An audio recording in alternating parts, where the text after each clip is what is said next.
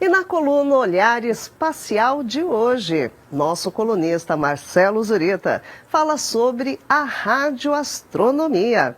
Acredite, essa ciência foi descoberta sem querer. Vejam só.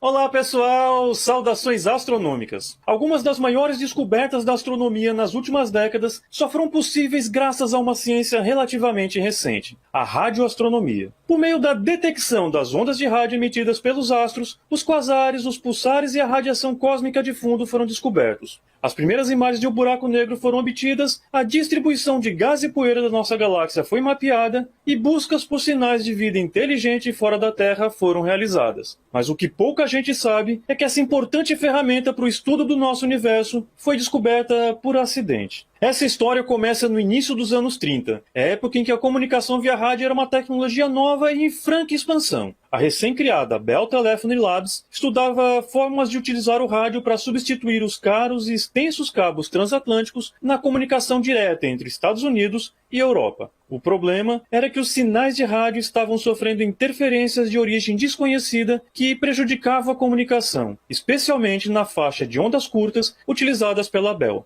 A empresa então designou o físico e engenheiro norte-americano Karl Jansky para estudar a origem daquelas interferências para que eles pudessem projetar uma antena capaz de minimizar os sinais indesejáveis nas comunicações intercontinentais. Para tentar identificar a fonte daqueles ruídos, Jansky construiu uma enorme antena feita de madeira e tubos de latão. Ela tinha 30 metros de comprimento e 4 metros de altura, e era apoiada numa estrutura semelhante a um carrossel que girava em torno do seu próprio eixo, completando uma volta a cada 20 minutos. O receptor, sintonizado na frequência de 20,5 MHz, registrava a intensidade dos sinais recebidos em um papel. Com esse equipamento, ele iniciou uma varredura dos sinais de rádio vindo de todas as direções, 24 horas por dia, 7 dias por semana. Jansky conseguiu identificar 3 fontes distintas de radiação. A primeira e mais intensa tinha origem em tempestades próximas. Ruídos mais fracos também podiam ser detectados na direção de tempestades distantes, mas ainda havia uma terceira fonte que gerava um sinal muito fraco e contínuo de origem desconhecida. Nos meses que se seguiram, Karl Jansky se dedicou a tentar encontrar a fonte daquele estranho sinal.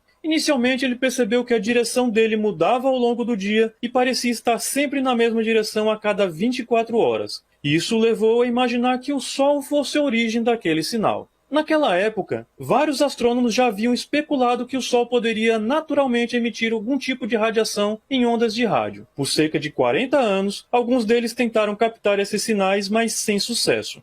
Então, se Jansky tivesse mesmo detectado uma fonte de rádio proveniente do Sol, aquilo já seria fantástico. Só que aquele sinal captado por sua antena tinha uma origem ainda mais extraordinária. Ao analisar um conjunto mais amplo de dados e com um método mais refinado, Jansky percebeu que a direção do sinal não variava exatamente a cada 24 horas, e sim 23 horas e 56 minutos. E mesmo não sendo um astrônomo, ele percebeu que esse é o mesmo período de duração do dia sideral, o tempo que a Terra leva para completar uma volta em torno de si. E sabe o que isso significa? Que aquele sinal não vinha da Terra nem do Sol. Era um sinal de rádio vindo de fora do sistema solar, do espaço sideral. Mas quem estaria emitindo o misterioso sinal? Para responder a essa pergunta com a ciência, Jansky se debruçou em mapas celestes para verificar o que havia no céu na direção em que os sinais eram detectados. Em 1933, depois de mais de um ano de estudos, ele concluiu que aqueles sinais fracos e contínuos de rádio vinham da direção da constelação de Sagitário e, mais especificamente, do centro da Via Láctea. Ali, naquele momento, nascia por acidente a radioastronomia.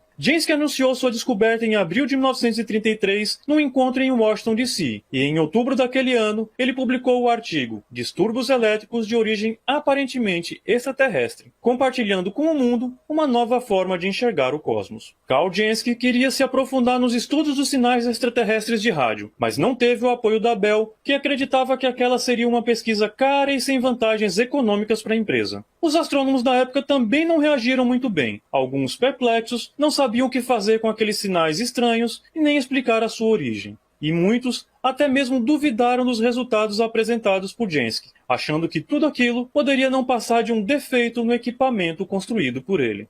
Talvez a reação dos astrônomos tenha sido causada pela estranheza daquela nova forma de explorar o universo. Eram como cegos, passando a enxergar pela primeira vez em sua existência. E enquanto Jansky foi designado pela Bell para outras atividades de engenharia, a radioastronomia acabou se desenvolvendo e se tornou uma das mais importantes ferramentas da astronomia moderna. Hoje os radiotelescópios estão em todas as partes do mundo e são utilizados com os mais variados fins, desde detectar a passagem de pequenos meteoros pela atmosfera até obter imagens de um buraco negro numa galáxia distante ou estudar a origem da energia escura em nosso universo. Mas é verdade que nada disso seria possível se não fosse a inteligência e a determinação de Karl Jansky em encontrar a fonte daquele ruído de rádio que 90 anos atrás resultou na mais importante descoberta acidental da história da astronomia. Bons céus a todos e até a próxima!